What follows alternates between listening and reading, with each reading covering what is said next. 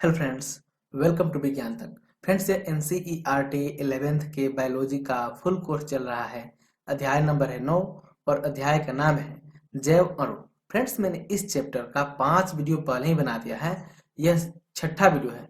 अगर आपने वो सभी पांचों वीडियोस और अन्य मैंने 8 चैप्टर का भी वीडियो बना दिया है नहीं देखा है, तो ऊपर आपको यहाँ पे आई बटन पे लिंक मिल जाएगा या फिर नीचे डिस्क्रिप्शन में उसका लिंक मिल जाएगा। आप जब वहां से जा करके उन सभी वीडियो को देख सकते हैं ताकि आपका कॉन्सेप्ट बिल्कुल भी क्लियर हो सके और यह वीडियो आपको अच्छे से समझ में आ सके। चलिए अब बिना किसी देरी के आज के वीडियो को शुरू करते हैं। आज हमें जो सबसे पहले पढ़ना है वो है एक बहुलक में एककों को जोड़ने वाले बंधों की प्रकृति, यानी बहुलक में एककों को कैसे जोड़ते हैं और जोड़ने के जो बंधों की प्रकृति होती है वो क्या होती है, ये सारा कुछ जानना है हमें। चलिए, किसी भी पॉलीपेप्टाइड या प्रोटीन में एमिनो अम्ल पेप्टाइड बंध द्वारा जुड़े होते हैं। ध्यान रखिए, किसको? पॉलीपेप्टाइड या प्रोटीन में एमिनो अम्ल किसके द्वारा जुड़े होते हैं? तो पेप्टाइड बंध द्वारा जुड़े होते हैं, जो एक एमिनो अम्ल के कार्बोक्सिलिक समूह यानी ये COOH व अगले एमिनो अम्ल के एमिनो समूह के बीच अभिक्रिया के उपरांत जल के अणु निकलने के बाद बनता है। तो पॉलीपेप्टाइड बंध कैसे बनता है? तो ये जो कार्बोक्सिलिक समूह है और अमीनो समूह है, इन दोनों के बीच जब अभिक्रिया होती है तो क्या होता है? जल का एक अणु निकलता है। ठीक है, जल का एक अणु मतलब एक H2O निकलता है। जब ये और ये दोनों के बीच अभिक्रिया होती है तब क्या होता है? एक H2O निकलता है। ठीक है, तब कौन सा बंध बनता है? पेप्टाइड बंध बनता है। और इस प्रक्रिया को निर्जलीकरण कहते हैं। निर्जलीकरण मतलब जल का बाहर निकलना, मतलब वैसी अभिक्रिया जिसके होने से जल के अणु निकलते हैं उसे निर्जलीकरण कहते हैं। तो ये भी क्या है? एक निर्जलीकरण प्रक्रिया है। एक पॉलीसेकेराइड में मोनोसेकेराइड संभवतः ग्लाइकोसाइडिक बंध द्वारा जुड़े होता है। जो पॉलीसेकेराइड है उसमें मोनोसेकेराइड कैसे जुड़े होते हैं? तो ग्लाइकोसाइडिक बंध द्वारा जुड़े होते हैं। यह बंध भी निर्जलीकरण द्वारा बनता है। ठीक है, तो ग्लाइकोसाइडिक बंध किसके द्वारा जुड़ता है? सॉरी, मतलब ग्लाइकोसाइडिक बंध तो जुड़ा ही होता है, मतलब ग्लाइकोसाइडिक बंध द्वारा मोनोसेकेराइड और पॉलीसेकेराइड जुड़ा होता है। लेकिन यह कैसे बनता है? तो यह बनता है किस क्रिया द्वारा? निर्जलीकरण द्वारा। यानी ये भी जब जुड़ते हैं तो बीच में एक जल का अणु अर्थात H2O निकलता है। यह बंध पास के दोनों मोनोसेकेराइड के दो कार्बन परमाणु के बीच बनता है। कहाँ पे बनता है? तो दो मोनोसेकेराइड होता है, तो जब दो मोनोसेकेराइड बंध जोड़ जाएंगे तभी तो उन्हें पॉलीसेकेराइड कहेंगे। तो दो मोनोसेकेराइड बंध के बीच जो दो कार्बन परमाणु होते हैं वहां पे बनता है।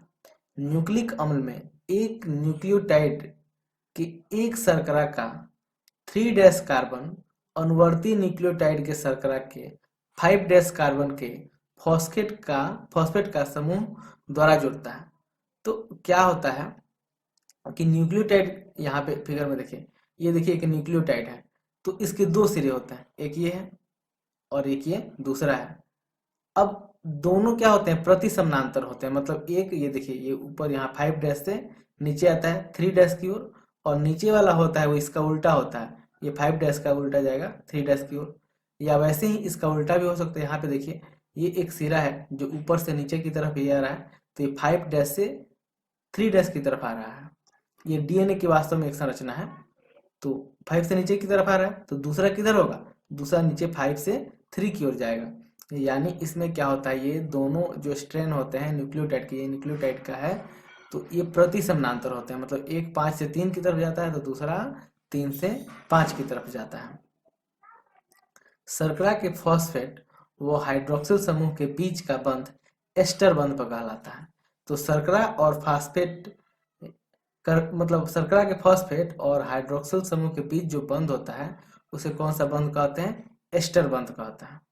ठीक है, एस्टर दोनों तरफ बनता है, अतः इसे फास्फोडाइस्टर बंध कहते हैं। अब देखिए, एस्टर बंध किसके बीच बनता है? तो ये फॉस्फेट के लिए बनता है, और दोनों साइड बनता है, तो इसलिए उसे हम लोग कहते हैं फास्फो, मतलब फास्फोट के लिए, और डाई मतलब दो, और एस्टर दोनों को मिलाते हैं तो हो जाता है फास्फो डाइस्टर बंध द्वारा बनता है। यानी इसमें फॉस्फेट के बंध बनते हैं और दोनों साइड बनते हैं, इसलिए इन्हें फास्फोडाइस्टर बंध कहते हैं। आप इस फिगर को भी यहाँ पे देख सकते हैं। देखिए ये कैसे जुड़ा हुआ है। यहाँ पे ये थाइमिन है, ये ग्वानिन है, ऐसे ही यहाँ पे एडेनिन होगा और ये साइटोसिन होगा। यहाँ पे देखिए फॉस्फेट जुड़ा हुआ है, इसमें भी और इसमें भी, मतलब यहाँ पे भी और यहाँ पे भी, दोनों साइड, इसलिए इसे फास्फोडाइस्टर बॉन्ड कहते हैं। न्यूक्लिक अम्लों में विभिन्न प्रकार के द्वितीयक संरचना मिलती है। उदाहरणार्थ वाटसन क्रिक का प्रसिद्ध नमूना डीएनए की द्वितीयक संरचना को प्रदर्शित करता है। इस नमूने से स्पष्ट है कि डीएनए एक दोहरी कुंडली के रूप में मिलता है। अब देखिए यही है एक डीएनए की संरचना। देखिए इसमें क्या है, यहाँ पे मैं बनाता हूँ, ये इसमें क्या होता है, द्विकुंडली होती है, ऐसे ये गया हुआ रहता है, ठीक है। तो इसमें दो कुंडली मिलती है। पॉलीन्यूक्लियोटाइड्स की दोनों लड़ियां प्रति समानांतर होती हैं, जो एक दूसरे के विपरीत दिशाओं में होती है। वही तो मैं बता रहा था। देखिए ये क्या है, ऐसे ये डीएनए के, या डीएनए क्या है, डीऑक्सीराइबोस न्यूक्लिक एसिड, और उसी को हम लोग न्यूक्लिक अम्ल भी कहते हैं। मतलब क्या कहते हैं, न्यूक्लिक अम्ल को ही न्यूक्लिक एसिड कहते हैं। तो ये देखिए एक ये स्ट्रैंड हो गया, मतलब एक कुंडली हो गया, और ये दूसरी कुंडली हो गया, ठीक है। और ये कुंडली क्या होता है, एक 5 से 3 डैश की तरफ होता है, और दूसरा 3 डैश से, सॉरी 3 डैश हो गया, तो दूसरा 5 डैश से 3 डैश की तरफ होता है, डैश की तरफ होता है। आप यहाँ पे भी देख सकते हैं। इनका मुख्य भाग शर्करा फॉस्फेट शर्करा श्रृंखला से बना होता है। यानी इसके जो मुख्य भाग होते हैं कैसे जोड़ते हैं, पहले शर्करा होता है, फिर फॉस्फेट होता है, फिर शर्करा होता है। देखिए यहाँ पे ये शर्करा है, यहाँ पे शर्करा है, फॉस्फेट है, फिर शर्करा है। नाइट्रोजन क्षार एक दूसरे की तरफ मुख किए हुए मुख्य भाग पर लगभग लंबवत प्रतिक्षेपित होते हैं। एक लड़ी के क्षार ए व जी अनिवार्य रूप से दूसरे लड़ी के क्रम में क्रमशः टी व सी के क्षार युग्म बनाते हैं। अब देखिए यहाँ पे क्षार ए का मतलब हो गया एडेनिन, और जी का मतलब हो गया ग्वानिन। यानी एक लड़ी में जो एडेनिन होता है और ग्वानिन होता है, वो अनिवार्य रूप से जो दूसरी लड़ी होता है उसके टी यानी थायमिन और सी यानी साइटोसिन से जुड़े होते हैं। देख लीजिए यहाँ पे फिगर में, यहाँ पे नहीं है, तो चलिए मैं आपको बनाता हूँ। ये मान लीजिए कि सॉरी यहाँ पे है, तो एक और डीएनए संरचना हो गया ऐसे। तो अगर यहाँ पे ए है, ए गो में ए है, तो ए के बदले यहाँ क्या होगा, टी होगा, एडेनिन के बदले थायमिन। और अगर यहाँ पे टी होगा तो क्या होगा, यहाँ पे होगा थायमिन के बदले एडेनिन। ऐसे ही अगर साइटोसिन है तो इधर ग्वानिन होगा, और इधर ग्वानिन है तो इधर साइटोसिन होगा, ठीक है। मैं आपको यहाँ पे डीएनए का संरचना दिखा दे रहा हूँ। आप देख लीजिए, ये वाला जो आपको अब फिगर दिखाई देगा उसमें देखिए ऐसे ही एडेनिन और थायमिन और साइटोसिन ग्वानिन जुड़े हुए होते हैं। फिगर को आप ध्यान से देख, ए एवं टी के बीच 2 हाइड्रोजन बंध, जबकि जी व सी के बीच 3 हाइड्रोजन बंध होते हैं। यानी एडेनिन और टी मतलब थायमिन, एडेनिन और थायमिन के बीच डबल बॉन्ड होते हैं, 2 हाइड्रोजन के बंध होते हैं। जबकि सी यानी साइटोसिन और जी यानी ग्वानिन, यानी साइटोसिन और ग्वानिन के बीच 3 हाइड्रोजन बंध होता है, ठीक है। प्रत्येक, आगे देखते हैं, चलिए। प्रत्येक श्रृंखला एक घुमावदार सीढ़ी जैसी प्रतीत होती है। सीढ़ी का प्रत्येक पद क्षार युग्मकों का बना होता है। अब देखिए यहाँ पे नहीं दिख रहा है, आपने जो अभी फिगर देखा मैं यहाँ पे बना दे रहा हूँ, ये ऐसे।